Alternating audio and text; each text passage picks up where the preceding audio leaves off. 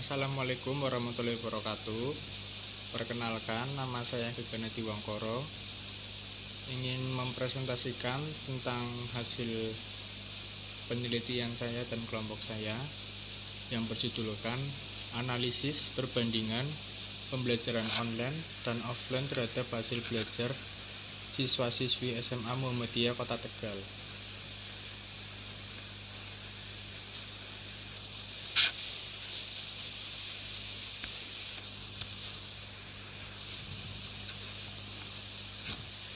Yang pertama, saya akan menjelaskan tentang latar belakang dari penelitian kami. 1. Perbandingan hasil belajar siswa dan siswi selama dilakukan pembelajaran online dan offline. Yang dimaksud dengan nomor 1, penelitian ini bertujuan untuk mengetahui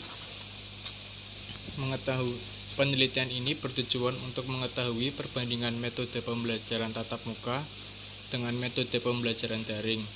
Metode penelitian yang digunakan dalam penelitian ini menggunakan metode kuantitatif. Teknik pengumpulan data yang digunakan dalam penelitian ini menggunakan penyebaran kuesioner yang diisi oleh responden dan wawancara dengan jumlah responden mengambil 2 perwakilan kelas 12 di setiap kelas yang totalnya menjadi 37 responden. Nomor 2, dampak COVID dalam pembelajaran. Pada tahun 2020 terjadi perubahan sistem pembelajaran yang menyebabkan pembelajaran yang biasanya dilakukan secara offline menjadi online dikarenakan adanya wabah COVID-19. Berdasarkan Surat Edaran Nomor 15 Tahun 2020 tentang pedoman penyelenggaraan belajar dari rumah dalam masa penyebaran COVID-19 yang melanda seluruh dunia termasuk Indonesia. Nomor 3, peningkatan hasil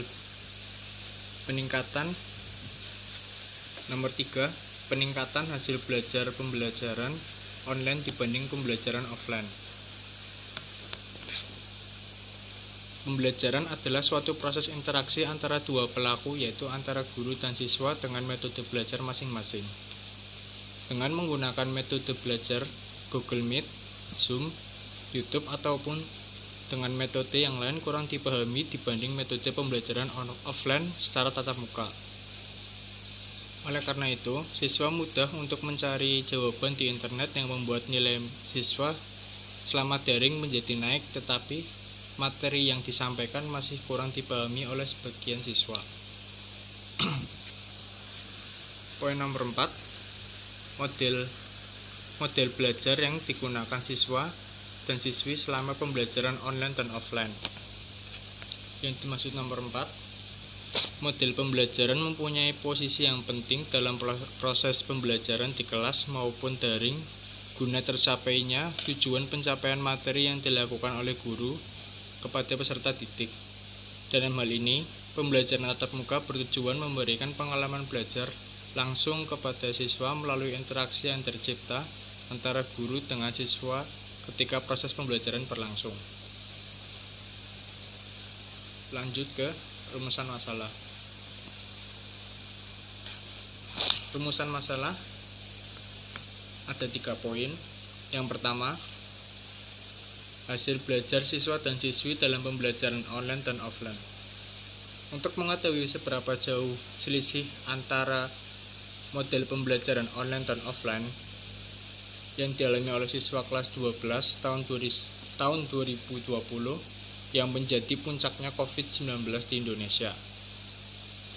Poin nomor 2, mengetahui seberapa efektif pembelajaran online dilakukan selama masa pandemi. Dikarenakan model pembelajaran yang berlaku yaitu pembelajaran online dan offline, peneliti ingin mengetahui apakah selama pembelajaran online dilakukan lebih efektif dibanding pelajaran offline atau tidak efektif. Poin nomor 3, penyampaian materi dari guru ke siswa dan siswi yang mempengaruhi hasil belajar. Penyampaian materi biasanya dilakukan dengan cara berinteraksi langsung antara guru dan siswa. Dengan adanya daring, penyampaian materi hanya melalui Google Meet atau hanya memberikan materi secara online. Peneliti ingin mengetahui apakah dengan cara penyampaian materi secara online dapat tersampaikan sepenuhnya kepada siswa. Lanjut ke pembatasan masalah. Pembatasan masalah nomor 1,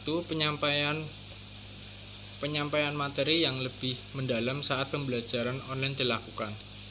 Berdasarkan hasil observasi, peneliti mendapatkan ada beberapa yang kurang paham tentang model pembelajaran online, karena kemampuan siswa satu dengan yang lain jelas berbeda. Nomor 2, menyempatkan waktu untuk melakukan pembelajaran offline bila keadaan memungkinkan.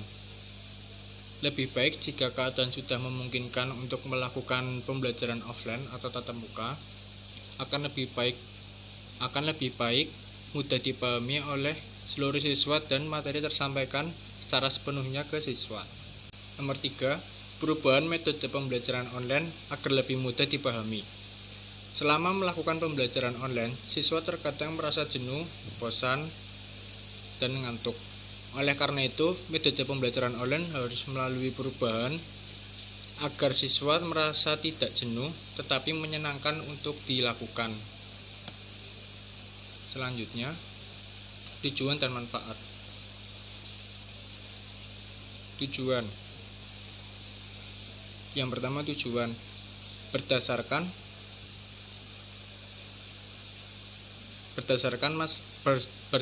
rumusan masalah, maka tujuan penelitian ini adalah bertujuan untuk mengetahui seberapa banyak selisih antara hasil nilai siswa dan siswi antara pembelajaran online dan offline, dan mencari tahu siswa dan siswi lebih menyukai pembelajaran online atau offline. Selanjutnya, manfaat. Yang nomor 1, memudahkan guru untuk menyampaikan materi yang kurang agar terjangkau oleh semua siswa dan siswi. Yang kedua, memberikan metode belajar yang dapat dilakukan oleh semua siswa dan siswi selama online agar mencapai nilai yang diharapkan.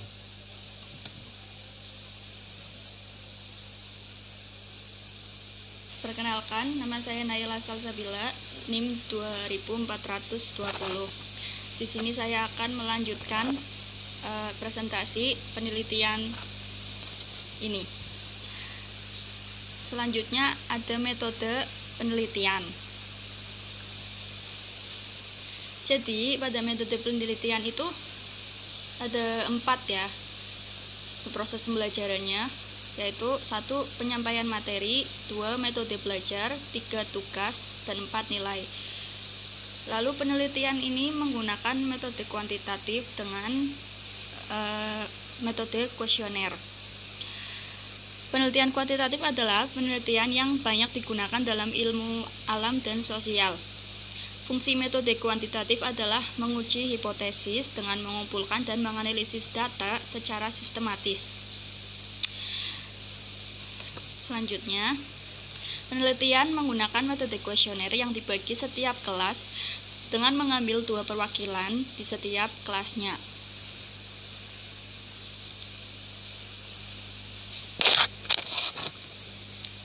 Di sini ada diagram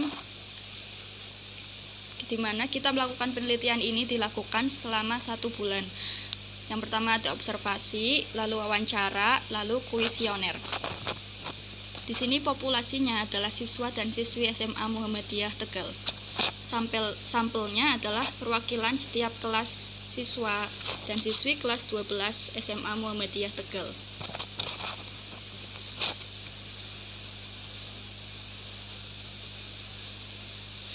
Berikutnya kita ke landasan teori. Yang pertama, di landasan teori itu ada perbandingan. Menurut Kamus Bahasa Indonesia, KBBI, Kamus Besar Bahasa Indonesia, perbandingan ialah ilmu yang membahas antara persamaan dan perbedaan. Dalam konteks penelitian ini, peneliti menguji perbedaan antara hasil belajar di siswa-siswi SMA Muhammadiyah Tegal yang menggunakan model pembelajaran tatap muka dengan model pembelajaran daring. Yang kedua, pembelajaran offline. Pembelajaran offline atau tatap muka sendiri itu adalah kegiatan pembelajaran yang berupa proses interaksi secara langsung antara peserta didik, materi pembelajaran, guru, dan lingkungan. Menurut Book Graham, Handbook of Blended Learning, pada 2006 halaman 122, pembelajaran tatap muka merupakan model pembelajaran yang konvensional yang berupaya untuk menyampaikan pengetahuan kepada peserta didik yang mempertemukan guru dengan siswa dalam suatu ruangan untuk belajar yang memiliki karakteristik yang terencana, yang berorientasi pada tempat atau place-based dan interaksi sosial. Yang ketiga selanjutnya yaitu pembelajaran online atau daring. Model pembelajaran daring yaitu model pembelajaran yang diterapkan dengan menggunakan media sebagai perantara tanpa bertemu. Menurut Supron dan kawan-kawan, pengaruh daring learning terhadap hasil belajar IPA siswa sekolah dasar, Jurnal Proceeding, Seminar Nasional Sains dan Entrepreneurship, volume 4 tahun 2019, halaman 3. Pembelajaran daring yaitu pendidikan formal yang diselenggarakan oleh sekolah, yang peserta didiknya dan instruktur guru yang berada di lokasi yang terpisah, sehingga memerlukan sistem telekomunikasi interaktif untuk menghubungkan keduanya dan berbagai sumber daya yang diperlukan di dalamnya. Dapat dipahami bahwa pembelajaran daring artinya adalah pembelajaran yang dilakukan secara online, menggunakan aplikasi pembelajaran maupun jaring sosial.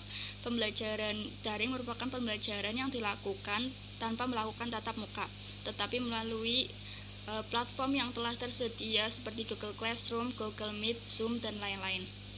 Dan yang keempat ada hasil belajar. Menurut Kunandar, penelitian autentik atau penelitian hasil belajar peserta didik berdasarkan kurikulum 2013, Jakarta, Raja Wali Pers 2014, halaman 62. Hasil belajar merupakan sebuah kompetensi atau kemampuan tertentu yang dapat dicapai oleh peserta didik setelah melakukan proses pembelajaran. Adapun perubahan yang terjadi dari hasil belajar yaitu meliputi aspek kognitif, afektif maupun psikomotrik. Penjelasan lebih lanjut tentang hasil belajar menurut Dimayati dan Mujiono, Belajar, halaman 251, merupakan sebuah hasil akhir yang diperoleh melalui interaksi antara peserta didik dengan pendidik di dalam sebuah pembelajaran. Hasil belajar ini juga disebut sebagai hasil akhir yang didapatkan dari dua arah dalam proses belajar mengajar, yakni hasil yang didapat peserta didik yang merupakan pelaku aktif dalam belajar dan hasil yang didapatkan pendidik yang merupakan pelaku aktif juga di dalam pengajaran. Dapat dipahami, hasil belajar siswa merupakan hasil akhir yang diperoleh peserta didik yang berupa nilai yang diberikan berdasarkan tingkat keaktifan mencari informasi, penguasaan, dan pemahaman siswa terhadap materi yang diberikan. Dalam hal ini, nilai kognitif atau pemahaman diwujudkan dalam bentuk pretest dan posttest, sedangkan ranah afektif diwujudkan melalui observasi sikap karakter dan keterampilan sosial.